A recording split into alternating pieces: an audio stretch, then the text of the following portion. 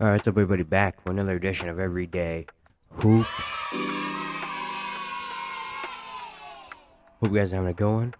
Today we're going to be overreacting to every game won so far. Well, overreacting kind of more for the title because people really overreact to game ones and stuff. But more going to talk about every game won and when I think about every series. One game in. Thank you guys for the views on the vids and the shorts recently. I really appreciate it. If you do other content, consider subscribing, like, turn on notifications, also like that. I really appreciate it. Really helps out a lot. We're in the playoffs, baby. One game into every series. Very excited. It's only going to get better from here. So let's not waste any more of your time and let's get right into it. So we're going in order of the games. The first game we had on Saturday, Brooklyn, Philly, the 6-3 matchup in the Eastern Conference. And Philly came out, played really well in the first quarter, or well, the first half at least. The Sixers hit, I think, 13 three-pointers. Harden was on one. Maxey, Tobias were hitting shots. Everyone was hitting.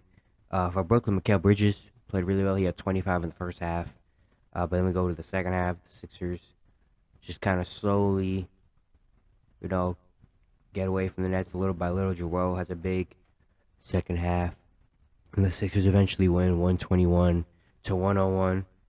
The Sixers just had their three-point shooting was great. They hit 21 threes. The Nets hit 13 threes. They forced a lot of turnovers. The Nets had 19 turnovers in that game. The Sixers also had 9 more assists because James Harden was amazing. He had 23, 13 assists at 7 threes. Tobias was big in this game as well, hitting 21 points. The Sixers just looked like the better team, honestly. Sixers looked like a better team. The Nets, Mikal Bridges only had 5 in the second half. They didn't really get much from their bench besides Seth Curry. Dorian Finney-Smith didn't have a crazy game. But yeah, the Sixers just looked like a better team. The defensive scheme for the Nets was basically just send everybody at Joel every time he touches the ball. And it was working for a tiny bit, even though Joel got to the free throw line, but everyone else was hitting shots. They're kind of forcing everyone else to shoot and hit shots, and the Sixers did. They did. I got to see what happens for the rest of that series, but Sixers just look like the better team.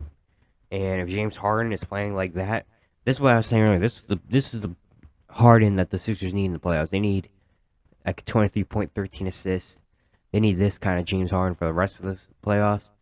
But if the team can shoot like this the rest of the series, maybe not like this, but similar, because if they know they're gonna double and triple team Joel, if everyone else is hitting their shots, the Sixers will take care of this series easy. But yeah, the Sixers look like the better team, and they are the better team.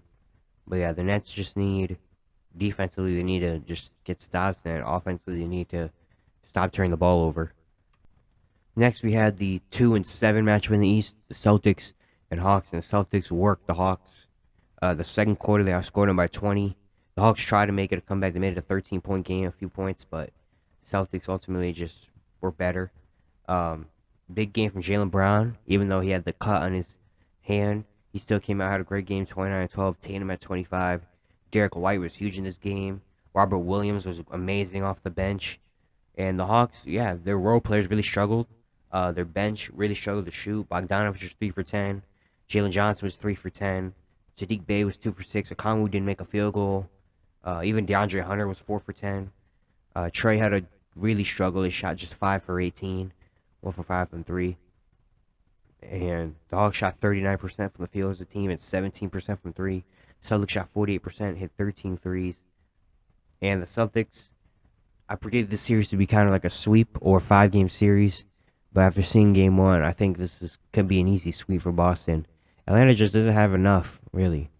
It doesn't have enough. Boston's defense really is just a lot better. Trae Young's gonna have a really tough time getting some good shots off because he's gonna have so many people guarding him, and if the role players aren't gonna hit threes, then they're really gonna be done. Honestly, the role players aren't hitting threes for Atlanta, then they're gonna get swept easy. But yeah, for Boston, they just need Jaylen Brown, Jason Tatum to be Jaylen Brown, Jason Tatum.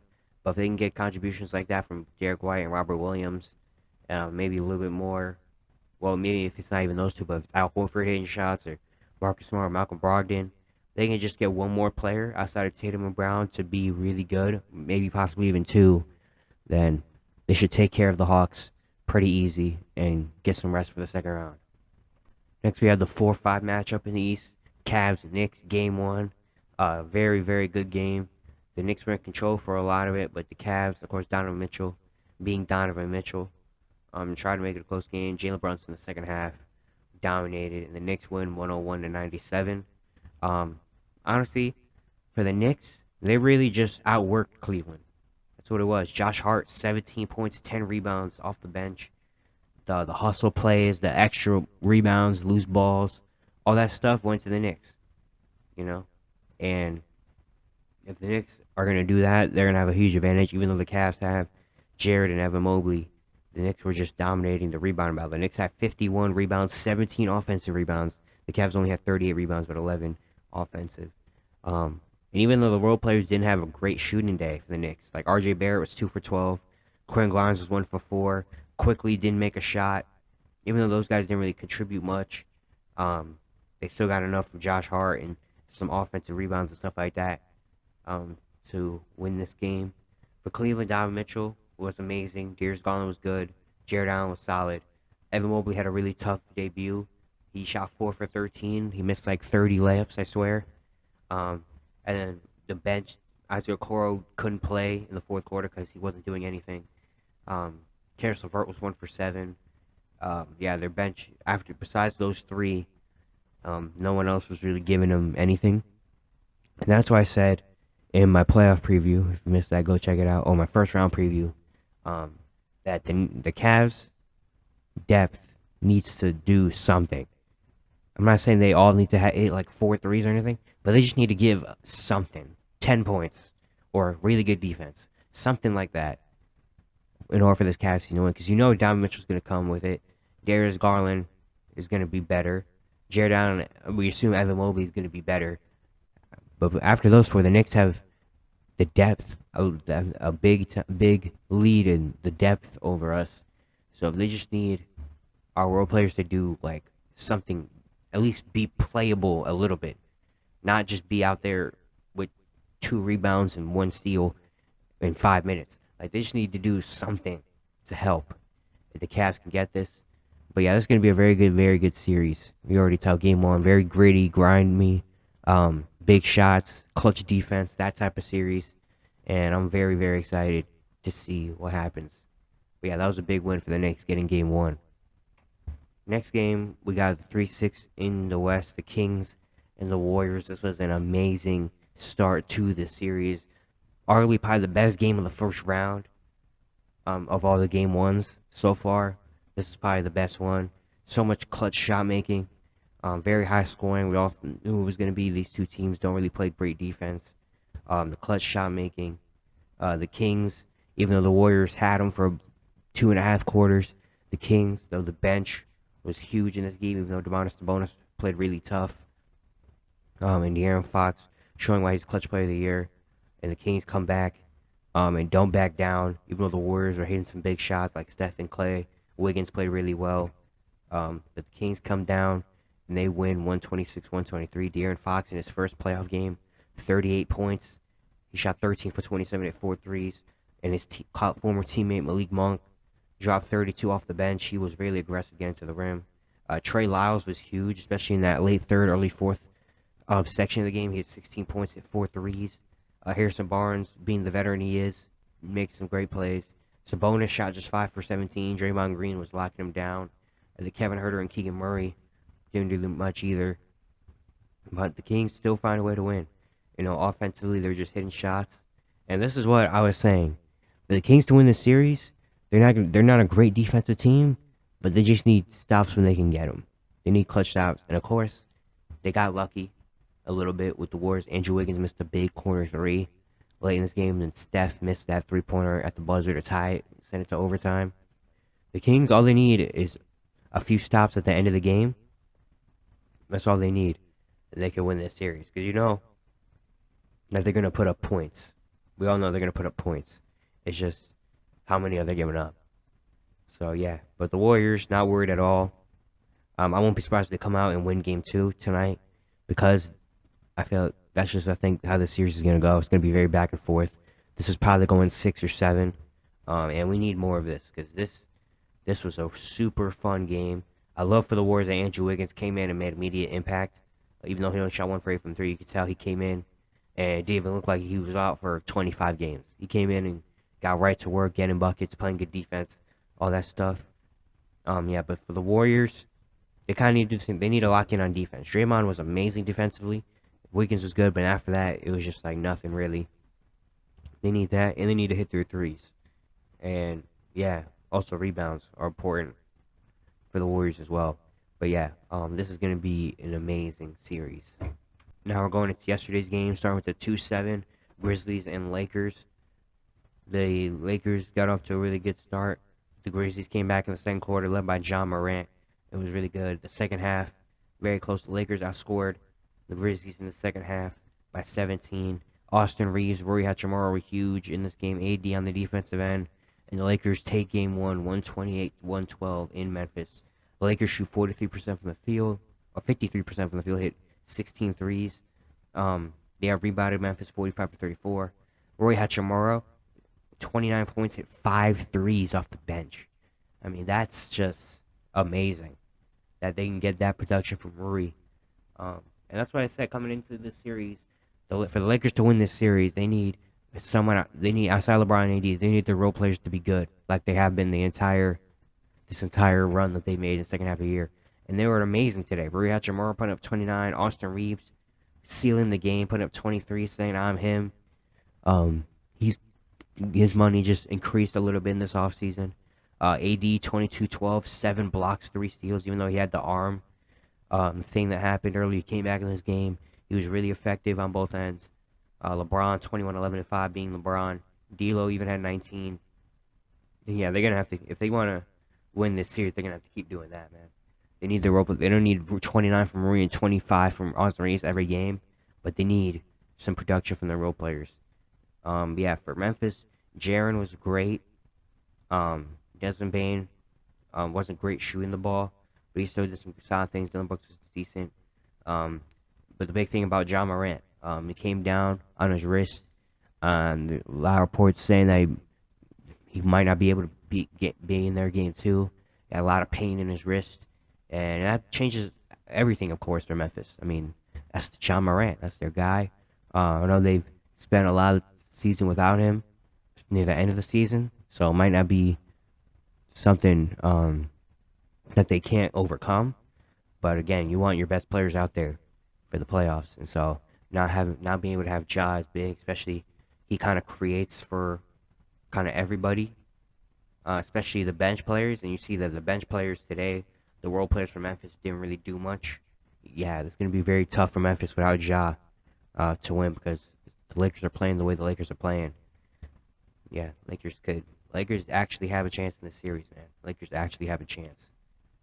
Next, we have the 1-8 matchup in the East, the Bucks and the Heat. And this game was insane because of the injuries. Giannis Antetokounmpo only plays 11 minutes. He goes up for a layup, falls on his back, lower back contusion. He tries to come back and play, but it didn't work. He had to get taken out. And that is, of course, a huge loss because he is a potential MVP. And he is probably the best player in the league. So not having him is crazy. He also had an injury of his own. Tyler Hero broke his hand. He broke I think I said middle finger and ring finger or something like that on his hand. So he's probably not going to be back for this series. But the Heat win game one, 130-117. They shoot the lights out. They shoot 60% from the field and 60% from three. Jimmy Butler in the playoffs is a different animal. 35, 5, and 11. Bam, 22, 9, and 7. It took him a little while to get comfortable in the game, but once he did, he was really good. Kevin Love was huge off the bench, put up 18 points at 4 threes, took some charges, and then Caleb Martin, Gabe Vincent each at 15 as well. But yeah, he got amazing contribution from the role players. Like, this is probably more contribution than they're going to get for the rest of the playoffs. But the way they shot the lights out today was amazing. They probably can't keep this up because they haven't this entire year. But yeah, for them, without Tyler Hero, that's a big loss because that's another scoring option. for them because I mean we know the scoring options are very limited. I'm very interested to see what Eric Spoelstra does um, with the lineups and stuff. I would think maybe Victor Oladipo moves into the starting lineup. He's probably gonna get minutes now, but does he move in the starting lineup? Maybe do they go with Kyle Lowry in the starting lineup and do like the two guard lineup? I don't know. A lot of decisions to make, or maybe they throw like Caleb Martin and Kevin Love in, making a big lineup. I have no idea, but yeah, the Heat they played really well in Game One. Jimmy Butler is amazing. They need the role play. They need Bam to be Bam. Early in the game, Bam didn't look great, but as the game went on, he got more comfortable because Brook Lopez was letting him take any mid range he wanted. He started knocking him down. But they need Bam to be Bam in this series. 22-97, they need those games. They need Bam to be Bam. And if Brook Lopez is going to give him the easy shots, Bam needs to knock him down. And they also need contribution from the role players. They don't need to shoot 60% from three every game, but they need the guys like the Kevin Loves and the Gabe Vincents to not be bad and to actually play a solid part in this series. You know, for Milwaukee, of course, the big thing is Giannis. If he's going to be able to play, they assume he probably will be able to play. But just in case he's not able to play, I still feel kind of good with the Bucks because you have Chris Middleton had an amazing performance. Drew Holiday was getting everyone involved. Bobby Portis was big off the bench. But yeah, the Bucks. Brook Lopez didn't have an amazing game on the offensive end. Grayson was decent. But yeah, but then after Bobby Portis, the bench didn't really do much. Joe Ingles hit some shots. But yeah, Pat Connaughton didn't play, which is very interesting to me. But I still feel good with the Bucks, even though they did lose this game one. It was honestly, I feel like it was kind of just a shock because Giannis got hurt and everyone was like, "Whoa, what do we do?" Like, of course, they're still a good enough team. They still have good enough role players, but it was just kind of like you don't come into the game and expect your star player to get hurt, and have to play without your guy, you know. So I think the Bucks can bounce back. I think Giannis will probably try to play. I won't be surprised if he misses one more game, just for them to be kind of not safe, but just so back injuries aren't something to play with, you know. So yeah, we'll see what happens, but I still have faith in the Bucks. But the Heat are definitely going to make this series a little interesting. Next, we have the 4-5 matchup in the West. Phoenix and the Clippers. The Clippers got off to a great start, led 30-18 after the first quarter. They had a really good first half, and the Suns had a good end to the second quarter. And then the third quarter, the Suns really took the lead, led by KD, Devin Booker, Torrey Craig played a big part in this game. We go to the fourth, and it's very, very back and forth. KD and Kawhi are going back and forth. Kawhi sending big shots. Norman Powell is doing solid, and Russell Westbrook really closing out the game with free throws, clutch defense, and rebounds. And the Suns just couldn't really hit a shot the last few minutes. And the Clippers win 115-110, taking game one on the road. The Clippers forced the Suns to 6-19 shooting from three. They are rebounded them on the offensive end, 15-6. Kawhi Leonard is a robot in the playoffs, 38-5-5, shot 13 for 24. He was phenomenal. Eric Gordon had a great start to this game. He provided a lot of stuff with 19. Norman Powell had 14 off the bench. Zubac had a lot of energy with 12 and 15. Terrence Mann was solid. Mason Plumlee was really good. But then Russell Westbrook, even though he shot just 3 for 19, he did everything else 9, 10, and 8, 2 steals with 3 blocks. He did some great things at the end of the game on both ends to really help this team win. For the Clippers, Kawhi, Kawhi's going to be Kawhi. It's just who's coming along with him. And if Eric Gordon can give you the production that he does, I'm not expecting 19 or 20 from him the entire season, but he can just be solid and hit shots. Zubac and Plumlee can be very solid on both ends. Norman Powell needs to be Norman Powell. Norman Powell needs to be 6th man of the year type Norman Powell and give him 20. But yeah, the Clippers, honestly, they just need to keep playing with the same energy. I love the Clippers' energy in this game. They just kept going for offensive rebounds, kept being aggressive, kept hustling, especially in the late game. Mason Plumlee was a great addition in this game because that's what they wanted. They wanted kind of more of a mobile center that can guard, that can be in the clutch guy with guys like DeAndre Ayton and them out there, and he did a very good job. But yeah, for the Suns, KD was really good. I would like him to take a lot more shots. KD only took 15 shots in this game, but he was doing a lot of other things. Devin Booker was good.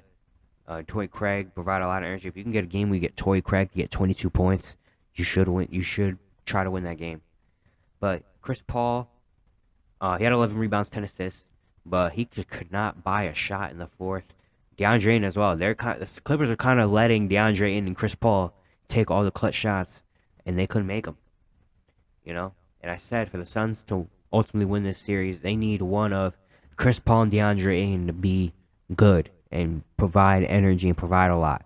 And those two provided a lot through the first 3 quarters.